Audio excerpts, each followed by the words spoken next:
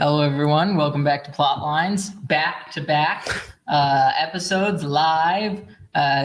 We're doing a sort of a follow-up episode from the one we just did, the live stream I just did with Kennedy, Eric, Anthony, Father Lovell.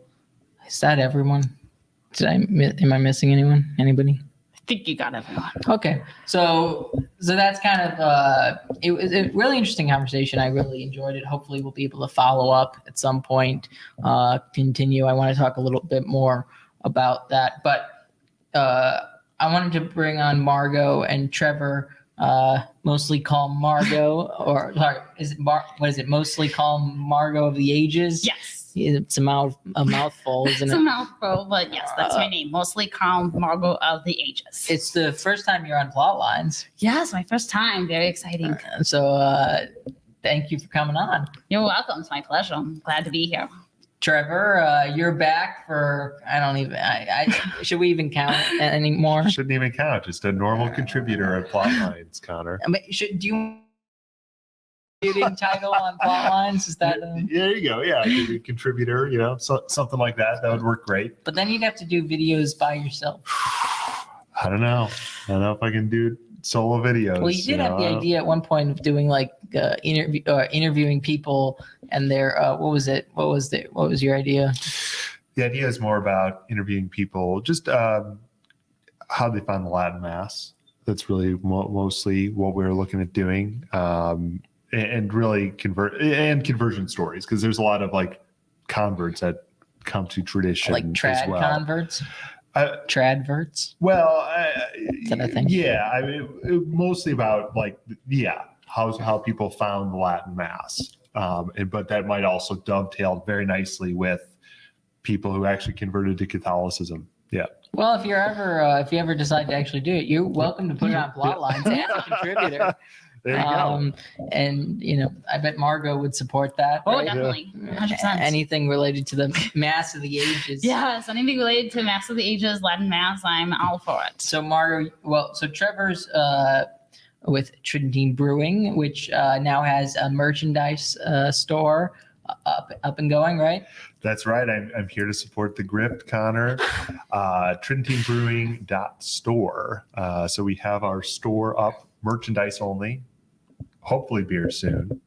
We're working on the commercialization of the beer, but we do have the swag shop. So if anyone likes to support us and get something in return, some cool artwork, then check it out. And of course, there's Mass of the Ages merch. Yes. Margo loves that. Check it out. Margo works for Mass of the Ages. Yes, I do. I'm blessed to work as the executive assistant for Mass of the Ages, which I've been doing for about a year now. I can't believe it, and it's just been amazing. If you want to support us, you can go to latinmass.com/donate and help us with our mission to double the number of Latin Masses worldwide within 10 years. We have a lot of stuff coming up, a lot of cool short films coming up, a free training series for the Low Mass, and of course, episode 3 coming out in 2024. So lots of stuff coming. The sooner the better. Yes, we're working on it. Yes, exactly. So we're talking about we talked about cowardice. We talked about, interesting enough, though, one of the things we got out of that was, sort of the people that are perverting our society are not being cowards. They are just going, head over heels for, they have no shame basically at this point, which actually I think shame is an interesting connection with cowardice. Because if you feel shame about something that is good and holy, and then all these people who don't feel shame about something that is perverted and evil, like, what does that say about our society? Margo, what do you think? Yeah, I mean, we really just need to work on just being courageous and just standing up for what we know is right, and not just always yielding to the left, and not just lying down and allowing the left to dictate what we can and can't say. For example, even I was just having a conversation with friends the other night about the whole notion of having to be anonymous on Twitter, because it's tough for people who are trying to look for jobs, and then they feel like they have to hide their identities online, because if a future employer finds out like that they've said something conservative or something traditional, that would look bad. So they have to like hide who they are, and it's frustrating because it's tough with that. People have to hide who they are, and they can't just be able to speak their minds. They can't just say basic things like men can't be women. I don't know if you can say that on YouTube if I just got kind of canceled. It's unclear. You'll see.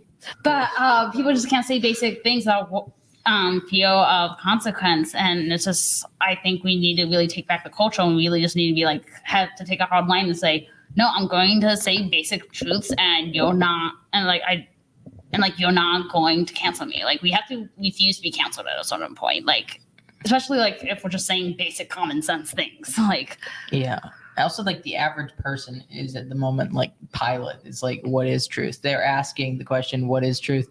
And then these fringe people are basically saying, oh, truth is whatever you want it to be, whatever you believe in your heart, or in or something like that. But then at the same time, they'll say like, oh, it's whatever you want it to be. But then it's like, oh, but I'm not allowed to say that men can't be women. Oh, I can't say that abortion is murder. Like, I can't say these basic things. Like, they say it's whatever you want it to be, but no, it's like, well, what if like I say something, but you're canceling me? So it's like, obviously they have their own like notion of it. Yes. It's not whatever you want. Well, yeah, you can't say truth. Truth is it's not so much relative anymore. So like, I think with liberalism, things were very relative.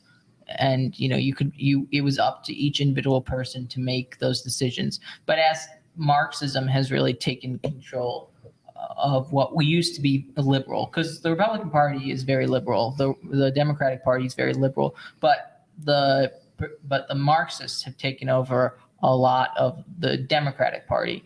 And I think I might be doing a video in the future about this, but liberalism is trying to take back control from the Marxists, and you can see that with Robert F. Kennedy.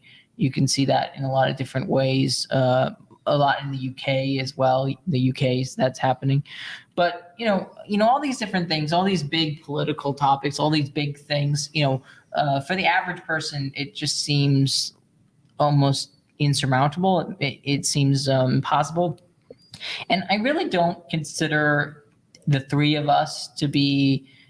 I don't know. We're not like. We're not Michael Knowles. We're not Matt Walsh. We're not Kennedy. We're not Taylor. We're mostly just normal people. So like, Trevor, what do you think? What's the steps normal people can do to avoid being cowards when evil people have no shame? Well, I think it really kind of starts with just small things, really. It doesn't have to be that you necessarily need to go to some type of pride parade and go with a bullhorn and scream or anything like that. It's a little things in life. So are you afraid to say a blessing before a meal out in public? Are you afraid to?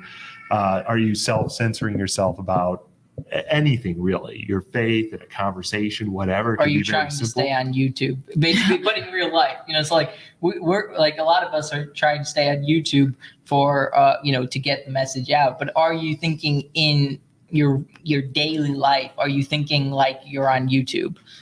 Like that I think, especially Twitter has become much more free with Elon Musk taking over, and maybe that will hopefully encourage people to not be so anonymous. Not that I have a problem with I can't even say the word. Anonymity. Do you want to say the word? Anonymity. No, not you, Trevor. Say it. Anonymity. Thank you. Yes. I that's a word that's hard for me to say. Yeah. I don't begrudge anybody for that. It's just that maybe with things being a little more free, people might be more willing to express themselves as themselves instead of just, I don't know, what is it? What's a big sort of, it's like anime. Instead of an anime girl on your Twitter profile, instead of that, you can actually say who you are. Yeah, I think it's important to have. Certainly, it's important to have the freedom to feel like you can do those things, to be like free, that you can be more open. I think it's important that people say the truth online, but of course I understand why people feel like they need to be able maybe a little bit more anonymous online if their income, their family depends on the income. But I think more even in when we think of, I don't view that as cowardice, by the way, but I'm saying more like in real life situations, if we can't even do the little tiny things and try and hide everything about our faith, or if someone asks us a question about something related to the faith or our beliefs and we shy away and we try to obscure everything, then really, I mean, I think that that's an act of cowardice if we can't do that. Certainly that's a real problem. And so I'd say when we talk about the normal people, us, and anyone who's watching me, that, you're watching yourself right now. I am right on the screen. Okay. So That's okay. for myself, anyone else, that if we can't do the normal things and in life without being afraid, not even of just being canceled, but being looked down for human respect purposes, then how can we expect any of these other things? We talk about these big political issues, but really it just starts at the small level that we'd be able to, take up a little bit of space in the culture and also be able to proclaim our faith and not run away from our Lord or, try and hide our faith in any way. Yeah. We talked about doing things for human respect, or as Manfell Season says, for fellowship, instead of, because things are right. And we should be doing them because of that. Now, so that could be fraternity. The belief or wanting friends can be a very dangerous, basically puts you in a dangerous situation. And that's hard. But one of the things I will say is that if everyone who believes in normal things and just conventional things that were conventional, they are conventional, but they were considered conventional 20 years ago. If they would say it publicly, all of them, then who are businesses going to hire if there's nobody else? If they can't find anyone who hasn't repudiated the critical theory or gender theory or whatever, if they can't find anybody, and they have to hire somebody. So if we all just work together as the little people we are, we might actually be able to force companies not to discriminate in that way, and not allow, that's the only way to stand up against cancel culture. Yeah, exactly. That's kind of what I was saying earlier. It's like my dream would be like that someday, that we won't be afraid of not being hired just because we speak the truth online. Like someday we'll be able to speak the truth, and we won't have to worry about impacts to our financial lives, or we won't have to worry about that. Because eventually, if more and more people speak up, I think courage builds on courage, and I think it can be contagious. That if one person speaks up, then maybe that'll give courage to another person to speak up, and then the more and more people who speak up, we'll start to take back the culture, and we'll be like, we're not going to put up with this anymore. We're not going to just kowtow. We're not just going to be like, okay, fine, we won't speak up. We'll just play along with your rules. No, we'll speak up. And I mean, we see this happening already, in our culture. We see how Bud Light sales are have plummeted over the past few months. And we saw the big outcry against the LA Dodgers. Still event. Going on, isn't it? Yeah. So I think the more and more we push back, and the more we team up and fight this culture together, that will make us more powerful, and that will give us more and more confidence if we take this back as a whole, and we don't just stand alone. Yeah. Margo, you were able to watch live the previous episode, which was great. Apparently, people could hear you laugh in the background. But it's just, to me, it's just amazing being in the presence of sort of much more gigantic figures insofar as what they're doing to push back against evil and to promote the good. What do you think about just the conference we're at, and sort of your experience, and tell us a little bit about that. Yeah, it's been great to be here so far, and just to be able to chat with all these like big powerhouses like Dr. Peter Kuznovsky and Eric Sammons, and then some random guy named Anthony Abate. I don't really know who he is, but he's some random guy at the YouTube channel apparently. He showed up here. He just showed up here. No one could stop him. Yeah, he just showed up and then just like started talking on stage. Apparently, he just ran up on stage and started giving a talk. I mean, I don't Cutting know. off Eric. Yeah, he just like cut off Eric Sammons. I mean, it was this whole thing, like craziness. No. But, no, actually, No, Anthony's great. he's great, and he did a very good job with this talk. But just being here and be able to talk with them, and for me, it's always fun to be able to like see people who I've met online and then like go from online and in person. It's just so much more dynamic to be able to like chat with them in person and have that like face-to-face conversation, rather than just going back and forth online. Like I had a long talk with Trevor this morning, where I learned the complete history of beer and brewing. I now am like a beer expert, I think.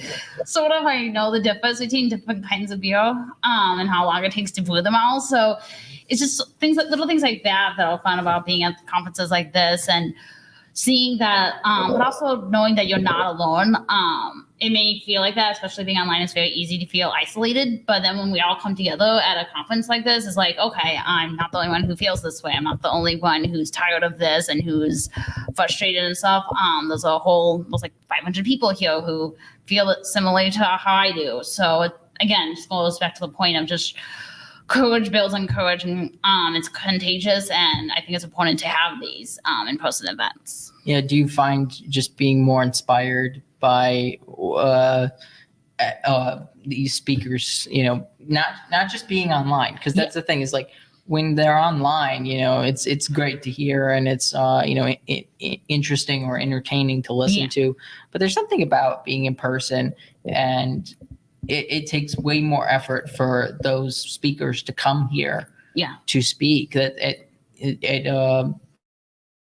the people that have heard those speeches then are just given so much more energy to continue the fight, but on a much smaller level, obviously, because majority of us are very much smaller figures. Yeah. Well, and as Michael Knowles says a lot, that we have a incarnational faith. Like our faith is incarnational. God became human. So it's a very tangible religion, and it's not one that's meant to just be lived online. And again, it's just very important to have these in-person conversations and be able to like actually talk to them. It's very passive online. When you're just talking to someone online, it can be very passive and not very personable. But then like you don't even know like this is supposed to really know me. But like for me, it's been very edifying. Like people know who I am. Like it's so weird. I never really thought of myself as like well known or whatever. I guess I am kind of at this point. I don't know. Well, how many followers do you have again? I don't know, like 5,300 or something. Not that I'm counting. If you want to follow me on Twitter, Margo Catholic. Anyway, but no, I mean, it's just been very edifying. Like people that I've talked to online, like they actually recognize me and stuff, and though very kind, very gracious individuals that I look up to and I admire very much. I'm like, well, they even gonna know who I am. I'm just like this random person, but no, like they actually know me and they actually want to like get to know me and have like deep conversations. So that's important. That's one of the things I've liked about the conference too. How about you, Trevor?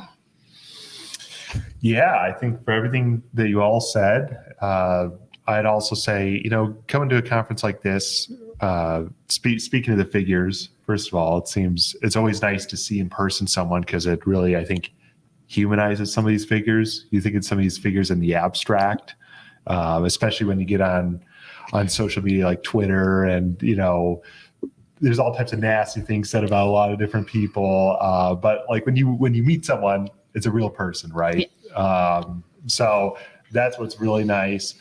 But also, obviously, as the conference itself says, not even just the conference, but what the organization's for, Coalition for Canceled Priests. We're talking about cowards here. And, these priests weren't cowards. They weren't disobedient. They were doing what they were supposed to be doing.